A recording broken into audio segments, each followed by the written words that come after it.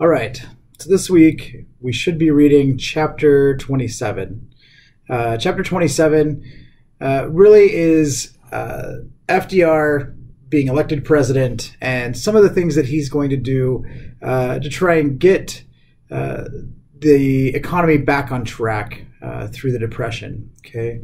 And so hopefully as you're reading this week, you'll be able to pick out some of these themes. But really the things that we want to talk about are some of the legislation and some of the pieces that FDR or Franklin Delano Roosevelt was able to pass during this time and take care of. First is his first 100 days in office, which he tries to do more than any other president, and I think at this point has done it more in his first 100 days to try and turn the country around, trying to help unemployed people who are out of work.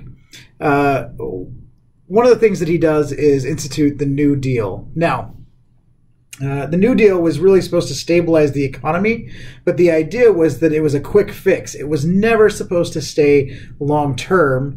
It was just a way to be able to get people being paid and back to work so that the economy could begin moving along instead of being stagnant. And so really the idea of stabilizing the economy is the main theme behind the New Deal, and something that I want you to take a look at this week as you begin to read and see some of the things that are going on. With the New Deal, there are several things that come out of this, and one of those big things is Social Security. Okay, Social Security is a way that we could take care of our aging population because they were out of work and they'd lost everything and had no way to continue to sustain life. And so the Social Security was a way that we could take care of that aging population. By making other people pay into that, basically you would be paying into it and then hopefully get money out of that when you became a certain age.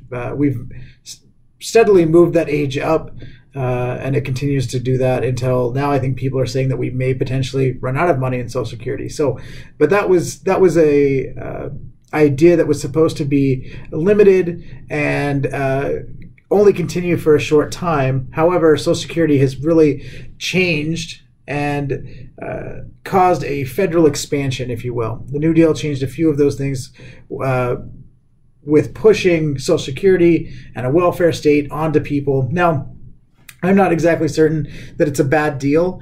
I do think that maybe we should take a look at some new legislation that would help to help some of these programs continue. But at the time, really, FDR was trying to do some new things, and he was working with his Brain Trust, which was a group of people who got together to be able to think of these things and come up with ideas that would work. One of the things that they did was they tried to come up with these three-letter acronyms, the WPA, the CCC, things like that, that would help people get back to work. And they would basically fund them to be able to go out and build roads or trails. And we have a huge trail system in Idaho, one in Oregon, some in Washington, where the WPA would go out and they would work on these trail systems and be able to build roads, and it would put people to work and they would get paid. And so that was a good thing for them. I think that we should take a look at some of those things as you're reading. You should take a look at some of those things as you're reading this week and try to figure out what it is that you can see around you. I know in Pocatello, when I was at Idaho State, there are still cement blocks down in the middle of town that have CCC on them for a New Deal group that was put to work at that point.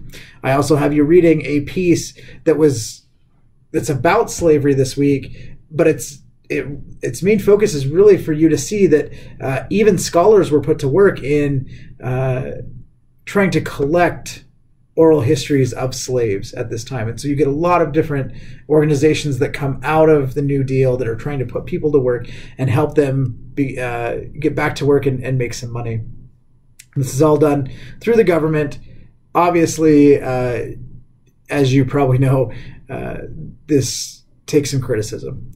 Conservatives are not happy. They believe that what it's doing is that it is creating a welfare state. It's leading the United States to socialism, and they're not happy with this idea.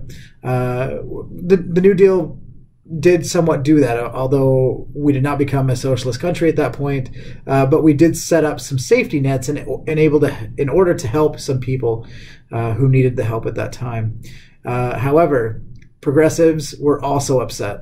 They felt that it didn't go far enough, and that really what FDR should have done was taxed a lot of the richer people in the country so that they would be giving more than their fair share or more money to be able to help the disadvantaged. I'm not certain that we can even think what would be best at this point. It's just an idea that I want you to see that both sides were not happy with FDR at the time. And so with that, he took some criticism. In the meantime, one of his lasting legacies is expanding the federal government.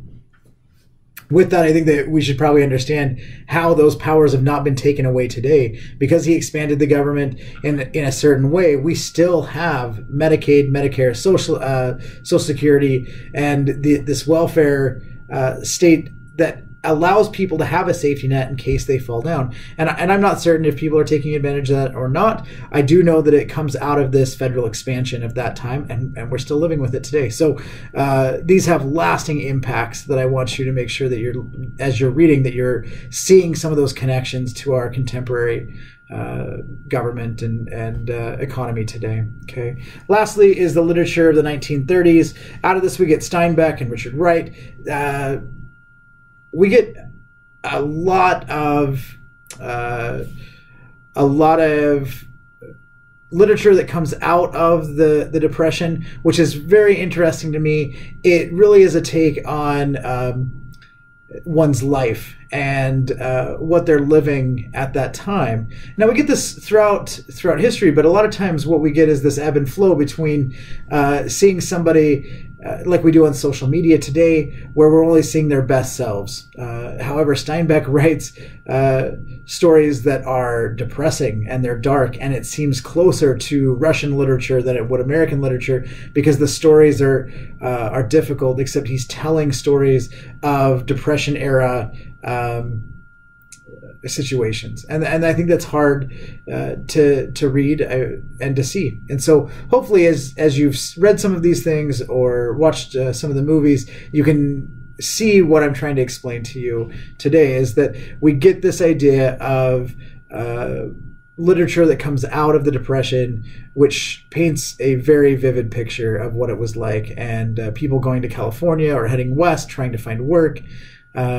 We get multiple cartoons that Disney does out of this time period. I mean, you get a lot of different things that are coming out of the culture, and there's a whole section on Depression era culture and a lot of the things that we take from that. And so hopefully you've seen some of this as you've been reading or as you read this week.